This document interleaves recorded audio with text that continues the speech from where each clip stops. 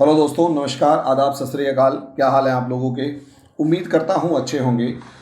इस वीडियो में मैं आपको यूनियन टेरिटरीज ऑफ इंडिया के बारे में बताने जा रहा हूँ।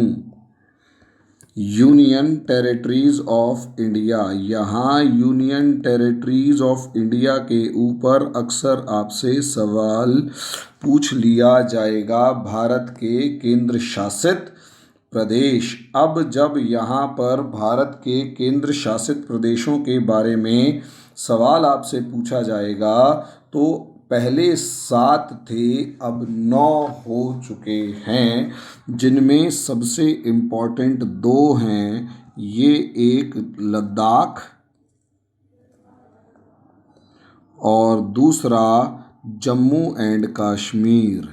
तो 2 आपको ये जो बना दिए गए हैं, इनको भी आप देखेंगे तो 2 तो यूनियन टेरिटरीज आपके देश में ये हैं। तीसरी एक यूनियन टेरिटरी जिसका आपने मार्क करना है वो है चंडीगढ़, जो कि यूनियन टेरिटरी है और स्टेट कैपिटल मतलब राष्ट्रपति के डायरेक्ट कंट्रोल में आती है। और वहाँ पर डायरेक्ट एक एडमिनिस्ट्रेटर, जिसे आप कमिश्नर कहते हैं कई बार, वो उसके सारे लॉ एंड ऑर्डर से लेकर एडमिनिस्ट्रेशन को कंट्रोल करता है। और यही चंडीगढ़ जो है वो पंजाब एंड हरियाणा की राजधानी भी है, कॉमन राजधानी है पंजाब और हरियाणा की। दोस्तों, यहाँ 2 और इम्पॉर्टेंट जो हैं आपको 2 और यूनियन टेरिटरीज इम्पॉर्टेंट मिलेंगी, और उनके अंदर एक है दमन और दीव और दूसरा है दादर एंड नगर हवेली। तो दोस्तों, यहाँ इस मैप में अगर आप देखेंगे तो ये आपको दमन दिखाई देगा छोटा सा, और यहीं आपको ये दिखाई दे रहा है सिलवासा।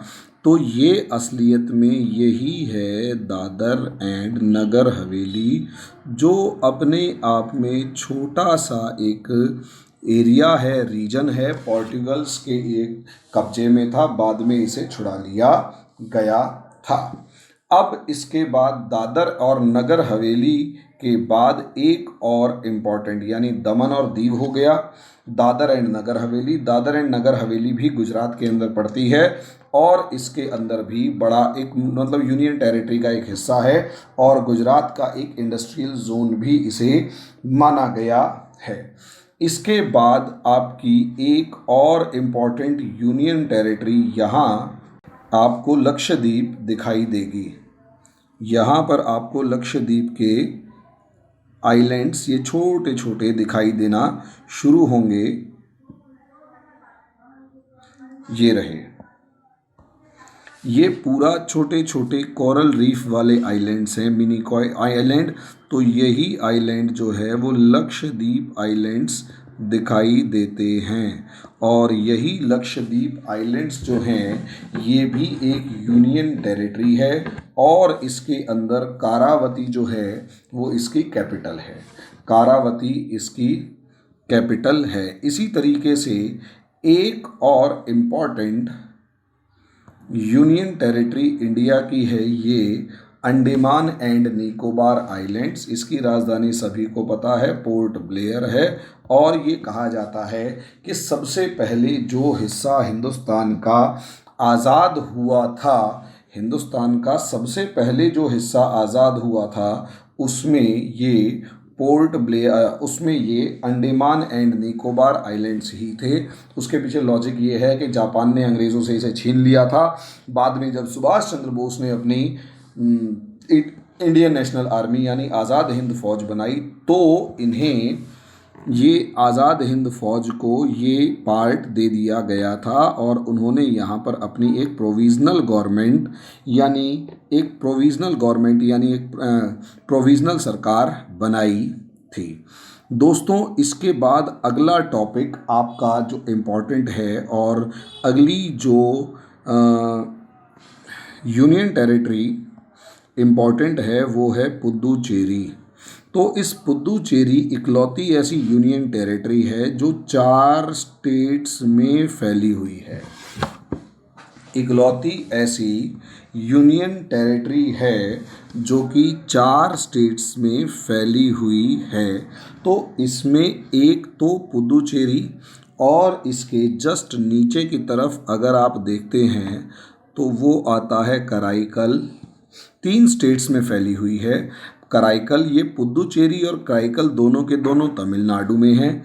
इसी तरीके से यहाँ आप देखेंगे एक छोटा सा शहर और आता है माहे, वो केरला के अंदर है। और एक स्टेट आता है यहाँ पर यनम। ये जो यनम है वो आंध्र प्रदेश के अंदर है। पुडुचेरी की राजधानी जो है वो भी पुदुचेरी है। अप्रॉक्सीमेट ये भी इकलौती ऐसी यूनियन टेरिटरी है जिसके पास अपनी जो है क्या नाम है लेजिस्लेटिव असेंबली है, जिसके अंदर 36 मेंबर के आसपास बैठते हैं। लेकिन ये डायरेक्टली रूल होती है राष्ट्रपति के द्वारा, मतलब डायरेक्ट रूल होती है सेंट्रल गवर्नमेंट के द्वारा on the name of president. एक लास्ट और इम्पॉर्टेंट आपकी ये बच जाती है न्यू दिल्ली, जिसके अंदर आम आदमी पार्टी की गवर्नमेंट है और यहाँ पर अपनी लेजिस्लेटिव असेंबली है और लेफ्टिनेंट गवर्नर अनिल बैजल जो हैं वो इसको रूल करते हैं on the name of president. तो दोस्तों इस तरीके से अगर आप देखते हैं तो हमने पूरी की पूरी यूनियन टेरिटरीज़ के बारे में एक ओवरव्यू छोटा सा ले लिया है। इस ओवरव्यू में पहला जम्मू कश्मीर, दूसरा लद्दाख, तीसरा चंडीगढ़, चौथा नई दिल्ली, पांचवा दमनदीप, छठा दादर नगर हवेली, सातवां लक्षद्वीप, आठवां अंडमान और नौवां पुडुचेरी। इस तरीके से ये आप लोगों की जो है यूनियन टेरिटरीज़ हैं। अगर आप इसे पढ़ना चाहें तो यूनियन टेरिटरीज़ एक्ट जो है वो पॉलिटिकल साइंस में हम इस पूरी सीरीज़ के अंदर पढ़ाने की पूरी कोशिश करेंगे। यूनियन टेरिटरीज़ का पूरा प्रॉपर एक्ट आता है और उसमें दिल्ली को स्पेशल प्रोविज़न किस तरीके से दिया गया है वो सब चीज़ें पूछ ली जाती हैं। इन सभी यूनियन टेरिटरीज़ का टॉपिक इसलिए इम्पॉर्टेंट है क्योंकि इस बार JNK जो है वो बना है और उसे यूनियन टेरिटरी का दर्जा दे दिया गया है। तो UPSC के अंदर यूनियन टेरिटरी के ऊपर PT में इंपॉर्टेंट क्वेश्चन आ सकता है, लेकिन वो पॉलिटिकल साइंस के नाम पे आएगा। हो सकता है इसी यूनियन टेरिटरी के अकॉर्डिंग ज्योग्राफी का भी कोई क्वेश्चन आए, तो ज्योग्राफी का क्वेश्चन हमारे इस वीडियो से कंप्लीट हो जाएगा और बाकी क्वेश्चन जो है हमारे दूसरे वीडियो से जो हम बाद में बनाने वाले हैं उससे कंप्लीट हो जाएगा। तो दोस्तों इस तरीके से जो हम इंट्रोडक्शन ऑफ इंडिया बना रहे हैं उसका एक और वीडियो कंप्लीट होता है जिसमें हम यूनियन टेरिटरीज़ के बारे में आपको बता चुके हैं। अगले वीडियो के अंदर मैं आपको जो सबसे ज़्यादा इम्पॉर्टेंट टॉपिक है अंडमान निकोबार